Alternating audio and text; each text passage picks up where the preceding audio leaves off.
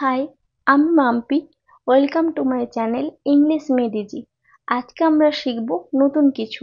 অনেক সময় কোনো ওয়ার্ডে প্লুরাল ফর্মের শেষে এস বসবে না ইএস বসবে সেটা আমরা ডিসাইড করতে পারি না, কনফিউশন আসে, বাচ্চাদেরও বোঝাতে পারি না।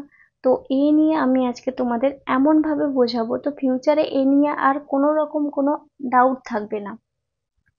দেখো, আমি আজকে বেসিক থেকে শুরু করব। যাদের সিঙ্গুলার বা প্লুরাল সম্পর্কে কোনো আইডিয়া নেই তারাও যদি এই ভিডিওটি দেখো তোমাদেরও ধারণা ক্লিয়ার হয়ে যাবে। এস বা ইএস কেন ব্যবহৃত হয় এবং কোথায় ব্যবহৃত হয় সেটি আমরা আজকে দেখব। একটি সেন্টেন্সে নাউন, ভার্ব, অ্যাডজেক্টিভ, কনজাংশন অনেক কিছু থাকে। তাহলে এই এস বা ইএস কার শেষে ইউজ করব? আমরা এটিকে ইউজ করব মূলত নেমিং ওয়ার্ড বা নাউনের শেষে। তখন আমরা প্লুরাল অর্থাৎ একের অধিক বোঝাবো, সেক্ষেত্রে আমরা এস বা ইএস ব্যবহার করব। এবার বলে দিই নাউন কি। যখন কোনো কিছুর নামকে বোঝায় তখন তাকে নাউন বলে। বাচ্চাদের তো আর ফার্স্ট নাউন সম্পর্কে কোনো আইডিয়া দেওয়া হয় না, তাই তাদের নেমিং ওয়ার্ড ইউজ করা হয় টার্মটি নাউনের পরিবর্তে, যাতে তাদের এটা বুঝতে সুবিধা হয় যে নেমিং ওয়ার্ড বলতে কোনো নামের ক্ষেত্রেই বোঝাচ্ছে। এবার দেখো, এখানে সিঙ্গুলার মানে এক বচন আর প্লুরাল মানে বহু বচন।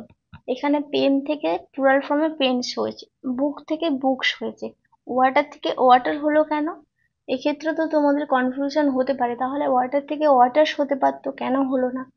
দেখো, আমরা বলেছিলাম নাউনের পরে এস অর ইএস যোগ হয়। ওয়াটারটা এখানে আনকাউন্টেবল না, কিন্তু পেন, পেন কাউন্টেবল অর্থাৎ গোনা যায়। তাই পেনের শেষে পেন্স যোগ হয়েছে, জলকে তো আর গোনা যায় না, তাই ওয়াটার থেকে ওয়াটারই হয়েছে। মিল্কও সেম, মিল্ক থেকে মিল্কই হয়েছে, গ্রাস থেকে গ্রাসই হয়েছে। ঠিক আছে, এটি হলো সিঙ্গুলার ও প্লুরালের ডেফিনিশন উইথ এক্সাম্পলস। এরপর তোমাদের একটি জিনিস মনে হতে পারে, দেখো, দেখতে থাকো ভিডিওটি। এখানে আমি একটি বড় হাত এঁকেছি, তো তার মাঝে দিয়েছি ইএস, অর্থাৎ ইএস এর ব্যবহার কোথায় হয়? এস থাকলে, এসএইচ থাকলে, সিএইচ থাকলে, এক্স থাকলে, ও থাকলে। এবার সিঙ্গুলারে বাস আছে, বাস থেকে বাসেস হয়েছে। ফিশ, FISH, এসএইচ এর ব্যবহার হয়েছে, এখানে ইএস এসছে। ডিশের ক্ষেত্রে এসএইচ হয়েছে, ইএস এসছে। ওয়াচ, সিএইচ আছে, ইএস এসছে। বক্সের ক্ষেত্রে ইএস এসছে। এবার তোমাদেরও একটি জিনিস মনে হতে পারে, যেটি আমি আগেই বললাম, যে সবগুলোতেই তো এস বসালে হতো, ইএস এর কি দরকার ছিল? দেখো, আমি যদি এখানে বক্সের শেষে শুধুমাত্র এস দিই তাহলে কিন্তু সাউন্ডের কোনো রকম চেঞ্জেস আসছে না, তাই এক্ষেত্রে বক্সের পর ইএসই এলো। বুঝে গেছে? এরপর আমরা জানবো ও এর নিয়ম, যেটি এখানে বাকি থেকে গেছিল। তো ও এর ফার্স্ট নিয়মটা কি? দেখো, এখানে সিঙ্গুলারে ম্যাঙ্গো থেকে ম্যাঙ্গোস হয়েছে, ইএস এসছে। বাফেলো থেকে বাফেলোস, ইএস এসছে। এবার এক্সেপশনাল যেটি হলো পিয়ানো থেকে পিয়ানোস, অর্থাৎ এখানে শেষে কিন্তু ইএস আসছে না, এস আসছে।